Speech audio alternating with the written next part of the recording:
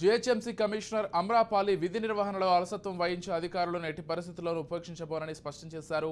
ప్రస్తుతం వర్షాకాలం నడుస్తున్నందున గ్రేటర్ హైదరాబాద్ పరిధిలో పారిశుద్ధ్యంపై దృష్టి సారించిన అమ్రాపాలి కొందరు జీహెచ్ఎంసీ డిప్యూటీ కమిషనర్లకు గట్టిగా వార్నింగ్ ఇచ్చారు.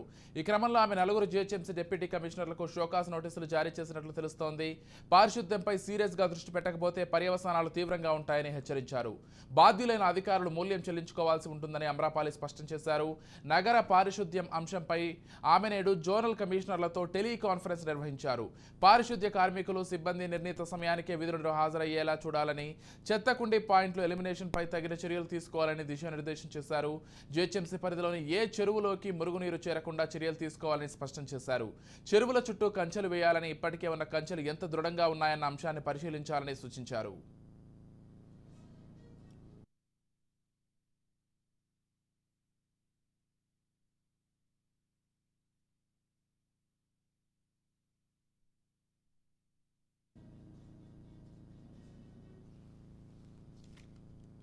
రైట్, ఇక మొత్తంగా హైదరాబాద్ పరిధిలో ఏదైతే విధి నిర్వహణకు సంబంధించి అధికారులకు ఒక వార్నింగ్ అయితే ఇచ్చినట్లుగా తెలుస్తోంది. అమ్రాపాలి ఎక్కడికక్కడ పారిశుద్ధ్యం విషయంలో ఆమె సీరియస్గా యాక్షన్ తీసుకున్నట్లుగా కూడా తెలుస్తోంది. ఇదే అంశానికి సంబంధించి మరింత సమాచారం ఇచ్చడానికి మా ప్రతినిధి తేజ సిద్ధంగా ఉన్నారు. రైట్, చెప్పండి తేజ. విజయ్, ఇటు Amrapali IAS GHMC commissioner full additional charge గా పూర్తి స్థాయి బాధ్యతలు తీసుకున్న దగ్గర నుంచి కూడా తనదైన పరిపాలనలో కూడా తనదైన మార్పు చూపించేటువంటి ప్రయత్నం చేస్తున్నారు. ఇప్పటికే ఇటు ప్రభుత్వం కూడా, ఇటు కాంగ్రెస్ సర్కార్ కూడా చాలా ప్రతిష్టాత్మకంగా హైదరాబాద్ కు సంబంధించి హైదరాబాద్ ని విస్తరించాలనే ఆలోచన, అదేవిధంగా హైదరాబాద్ ని మరింత విశ్వనగరంగా కూడా వ్యాప్తింపజేసే విధంగా పలు చర్యలు కూడా తీసుకుంటున్నటువంటి నేపథ్యంలో ఇప్పటికే మూసీ నది ప్రక్షాళన చేయబోతున్నటువంటి పరిస్థితులు మనం చూస్తున్నాం. అదేవిధంగా హైదరాబాద్ కు 10,000 కోట్ల వరకు కూడా అభివృద్ధికి 10,000 కోట్లు బడ్జెట్ లో కూడా కేటాయించినటువంటి పరిస్థితి చూస్తున్నాం. ఇదే నేపథ్యంలో అంటే పూర్తి స్థాయిలో ఇటు ముఖ్యమంత్రి రేవంత్ రెడ్డి కూడా హైదరాబాద్ నగరాన్ని మరింత విశ్వనగరంగా వ్యాప్తి చేయాలని దృష్టి సారించినటువంటి నేపథ్యంలో ఆమ్రపాలికి అయితే మాత్రం చాలా ఎక్కువగా ప్రెషర్ ఉన్నట్లుగానే మనం ప్రధానంగా చెప్పాలి. ఇదే నేపథ్యంలో హైదరాబాద్ లో విష జ్వరాలు అనేటువంటి ప్రబలకుండా ఇటు మలేరియా కావచ్చు, డెంగ్యూ కావచ్చు, చికెన్ గున్యా కావచ్చు, లేదంటే ఇంకా ఇతరత్ర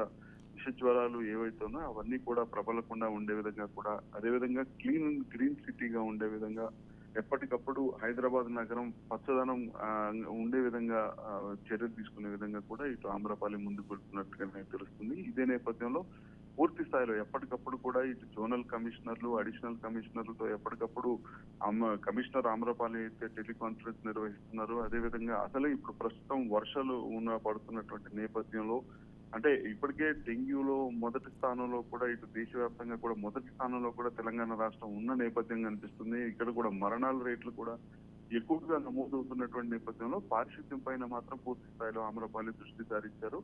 మొత్తంగా అయితే మాత్రం ఇప్పటికే అలసత్వం వహిస్తే మాత్రం కఠిన చర్యలు తప్పవంటూ కూడా అధికారులకు ఇప్పటికే ఒక హెచ్చరిక, ఒక సూచన కూడా ఆమ్రపాలి పదే పదే చేస్తున్నప్పటికీ కూడా కొంత అలసత్వం వహించినట్లుగా తెలిసినటువంటి నలుగురు వరకు డిప్యూటీ కమిషనర్లకు అయితే మాత్రం ఆమ్రపాలి వారిపైన చాలా తీవ్రంగా ఆగ్రహం వ్యక్తం చేసినట్లుగానే తెలుస్తుంది.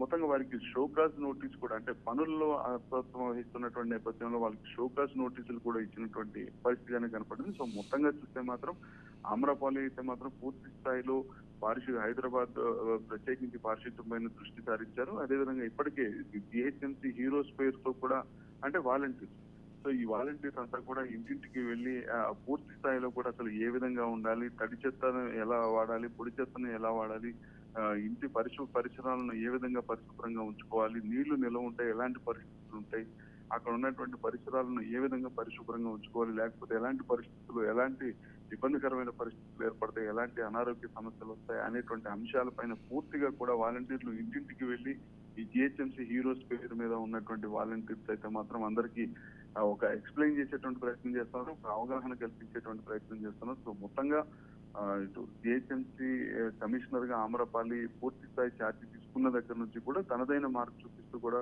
ఇటు పారిశుద్ధ్యం పైన దృష్టి సారించడమే కాకుండా హైదరాబాద్ ని క్లీన్ అండ్ గ్రీన్ సిటీగా మార్చే విధంగా కూడా ఇటు ముందుకు వెళ్తున్నట్లుగానే మనం చెప్పాలండి. Right, thank you Teja.